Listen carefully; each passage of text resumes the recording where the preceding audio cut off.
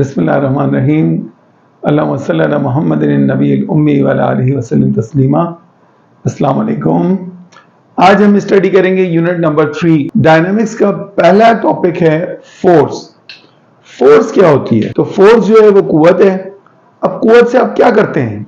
जो अल्लाह ने आपको कुव्वत दे रखी है उस कुव्वत से क्या क्या हो सकता है वो हम देखते हैं बाद में। पहले हम आते हैं नॉर्मल मिसालों पे जो आमतौर पे बुक्स में लिखी होती हैं।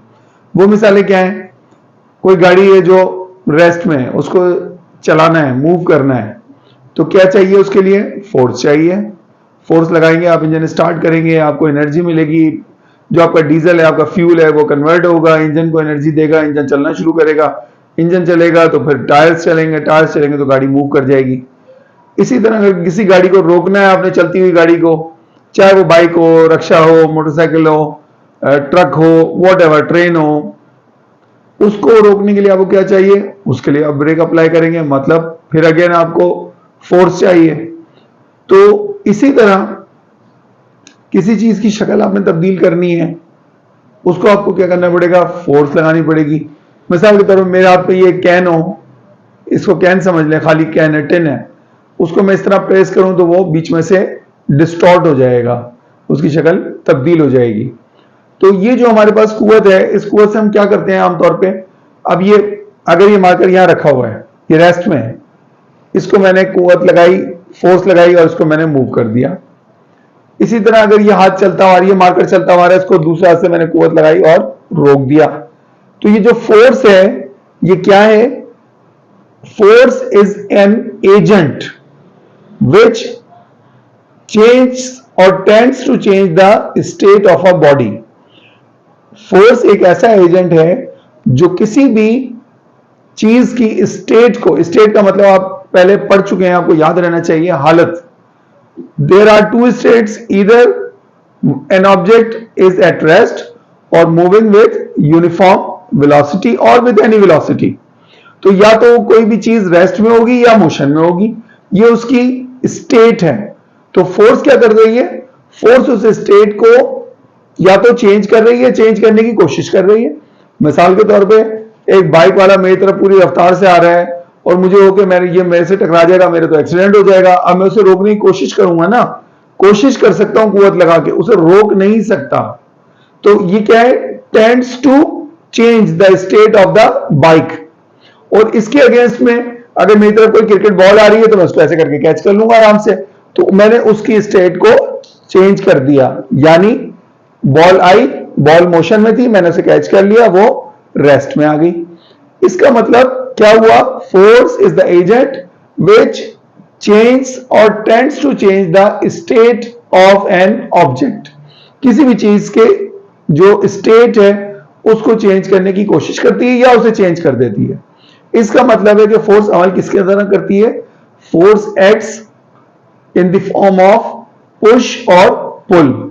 या तो किसी चीज को धक्का देगी, अब ये मार्कर था, इसको चलाना था, ये मैंने इसको धक्का दिया, पुश किया, सॉरी मैंने इसको पुल किया, ये मैंने खींच लिया। मैंने इसको आगे भेजना है तो मैं ये क्या है? पुश है, धक्का देना, और पुल क्या है? अपनी तरफ खींच लेना। तो फोर्स दो ही सूत्रों में अमल कर रही है, या पुश या पुल।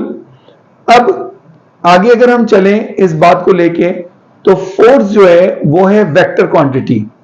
Force is a vector quantity क्योंकि फोर्स की डायरेक्शन होती है। और अगर इसको मैथमेटिकली आप समझना चाहते हो तो देखो, ये मेरे पास फार्मूला लिखा हुआ है, F is to M A. Force is a product of mass and acceleration. अब इसके अंदर ना तो कोई डॉट नजर आ रहा है आपको, ना कोई क्रॉस नजर आ रहा है, तो डॉट क्रॉस प्रोडक्ट की बात नहीं है। बट बात यह कि फोर्स डिपेंडेंट है किसके ऊपर? एक मास के ऊपर। Mass is scalar, means any number, और एक्सीलरेशन इज अ वेक्टर। तो अगर ये वेक्टर है तो लाजमी तौर पर फिर ये भी वेक्टर है। ठीक हो गया? तो force is a vector quantity, it is denoted by capital F, और उस पर वेक्टर का निशान आप लगाएंगे जब वेक्टर की फॉर्म में लिखेंगे। जब मैग्नीट्यूड की फॉर्म में लिखेंगे तो फिर वेक्टर का निशान नहीं लगाएंगे। इसके बाद फोर्स का जो यूनिट है वो है न्यूटन, और न्यूटन को कैपिटल एन से जाहिर करते हैं। ठीक है? अब ये जो यूनिट न्यूटन है ये किसके बराबर है? ये भी हमने निकालना है इसी फार्मूला से, F is to M A से। M is mass and A is acceleration. इसका मतलब क्या हुआ, when a force produce 1 meter per second square acceleration in a mass of 1 kilogram, then the force is said to be of 1 newton. Force 1 Newton कब होगी, जब वो 1 KG मास को, ये अगर 1 केजी मास है, इसमें कितना एक्सेलरेशन पैदा कर दे, 1 मीटर पर सेकंड स्क्वायर का, ये 1 मीटर पर सेकंड स्क्वायर, तो ये जो फोर्स लगी है, ये फोर्स कितनी है, 1 न्यूटन है। तो यही बातें सारी मैंने यहां लिख रखी हैं। हम आगे चलते हैं, आपको मजीद और कुछ थोड़ी सी बात नहीं बताते हैं इसके बारे में, कि force can change state and shapes of the objects. Force जो है वो किसी भी चीज की स्टेट या उसकी हालत को भी चेंज कर सकती है, यानी रेस्ट टू मोशन या मोशन टू रेस्ट, और उसके शेप को भी चेंज कर सकती है। यानी आपके पास जो भी किसी चीज की शेप है, मिसाल के तौर पे आपके पास एक स्प्रिंग है, स्प्रिंग को अगर मैं फोर्स लगाऊं, पुल करूं, तो स्प्रिंग ऐसे खुल के ऐसे चला जाएगा, और अगर मैं इसको पुश करूं तो ये दब के वापस अपनी जगह पे आ जाएगा, या उससे भी और अंदर दब जाएगा। ठीक है, और इसके लिए मैं आपको एक कुशन का एक्सपेरिमेंट दिखाता हूं, कि अगर आपके पास ये कुशन है, ये नॉर्मल कुशन है, ठीक है जी, इसको लेट सपोज इसकी नॉर्मल स्टेट ये है, लेट सपोज इसको अगर मैं पुश करूं तो मैं इसे छोटा करके दूं, सेंटर से देखें आप, फोर्स लगाने से क्या हो रहा है, और छोटा हो गया, और अगर मैं इसे पुल करूं तो अभी अपनी नॉर्मल पोजीशन से ज्यादा आगे चला गया खिंच के। ठीक है, तो फोर्स ने क्या किया, इसकी शेप को तब्दील कर दिया, ये आप देख सकते हैं, या और देखें अच्छी तरह। ठीक है, तो force can change the shape also, तो ये है फोर्स। अब ये सब चीजें मैंने आपके लिए यहां लिख रखी है, ठीक है, आप इनको देख सकते हैं और इन्हें नोट डाउन कर सकते हैं आराम से। एक जो लास्ट चीज है वो ये है कि फोर्स का जो मैग्नीट्यूड है उसको कैलकुलेट करने के लिए हम क्या यूज करते हैं, स्प्रिंग बैलेंस यूज करते हैं। ठीक है, तो आप ये देख लीजिए सारा, ये आपके सामने है फोर्स के बारे में। आई होप कि you can understand force very well right now. Thank you so much.